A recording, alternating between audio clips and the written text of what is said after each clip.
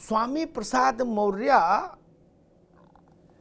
शांत रहें, संयमित रहें, तो फिर वो स्वामी प्रसाद मौर्य क्यों कैसे कहलाएंगे?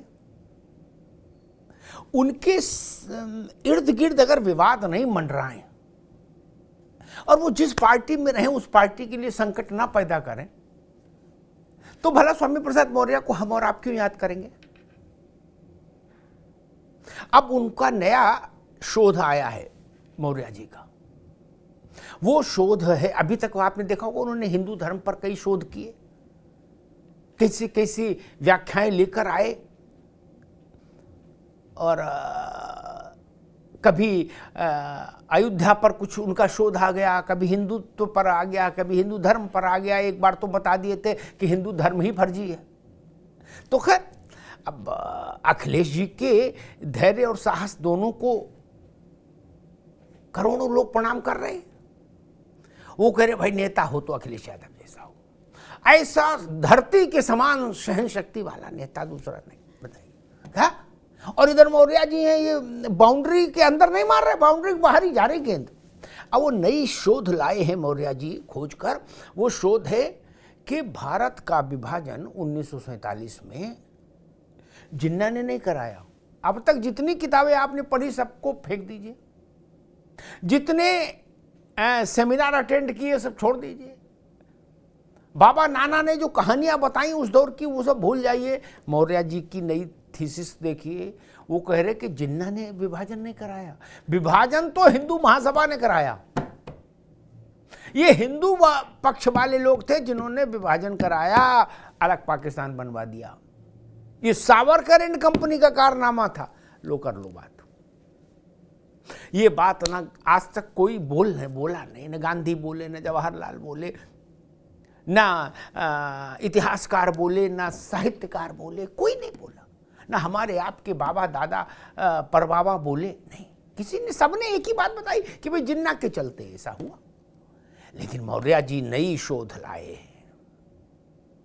ये दिव्य चेतना उनको कहां से जागृत हुई तो वही जाने। मौर्य जी की तो कथा अनंत है। अब इस पर एक नया विवाद शुरू हो गया, और ये भी है कि भाई मुझे लगता है कि जैसे होता है ना कि भाई फलाने बोले तो लगे ना फलाने बोले, तो वैसे मौर्य जी बोले और उस पर कोई फतवा टाइप की चीज ना आए तो भी मजा नहीं आता। कुछ ना कुछ बवाल चलता रहे। अयोध्या के एक साधु बाबा हैं, वो भी अपने किस्म के हैं। उन्होंने कहा कि भाई अब बहुत हो गया, स्वामी प्रसाद मौर्य को जो गोली मारेगा उसको हम 25 करोड़ रुपए देंगे। अब लोग उनका वीडियो देखकर पूछ रहे हैं कि बाबा 25 रुपए की व्यवस्था तो होना मुश्किल है, 25 करोड़ कहाँ से लाओगे? वो भी बाबा भी वो मौर्य जी जैसे ही है, वो भी कि बोलने में कंजूसी नहीं। लेकिन एक गंभीर विषय ये कि क्या राष्ट्र की स्वतंत्रता के समय के तथ्यों के साथ इस ढंग की हल्की सतही छेड़छाड़ की जानी चाहिए? राजनीतिक लोगों को राष्ट्रीय चेतना और राष्ट्र की स्वाधीनता से जुड़े प्रसंगों पर बहुत संभल कर नहीं बोलना चाहिए।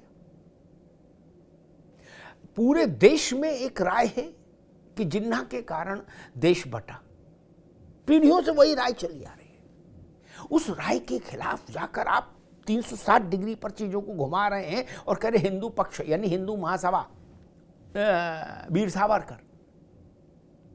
अब ये जो चीज है, ये चीज समाजवादी पार्टी के लिए संकट का कारण बनेगी। स्वामी प्रसाद मौर्य जी के लिए कोई संकट नहीं, क्योंकि वो तो खुद ही संकट उत्पन्न करने वाले हैं। उनका क्या संकट करेगा? लेकिन मुझे लगता है कि राजनीतिक जगत के लोगों को इस तरह के बयानों से बचना चाहिए, क्योंकि ये देश की प्रतिष्ठा से जुड़े मसले हैं। आप भाजपा के खिलाफ क्या बोलते हैं, भाजपा के लोग आपके खिलाफ क्या बोलते हैं, अलहदा विषय है। लेकिन देश का विभाजन कैसे हुआ उसका एक इतिहास है जो देश में मान्य है, जो देश को स्वीकार है। तो क्या जानबूझकर राष्ट्रीय सम्मान और स्वाभिमान के साथ छेड़छाड़ कर रहे हैं, खिलवाड़ कर रहे हैं स्वामी प्रसाद मौर्य? अभी तक वो जातिगत मसलों पर बोलते थे, अब वो इतिहास में चले गए और आज़ादी के प्रसंग पर भी अपनी राय देने लगे।